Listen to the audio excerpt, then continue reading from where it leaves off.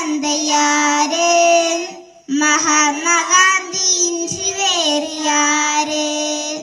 இந்தியாவின் தந்தையாரே, மகாத்மா காந்தியின்றி வேறு யாரே?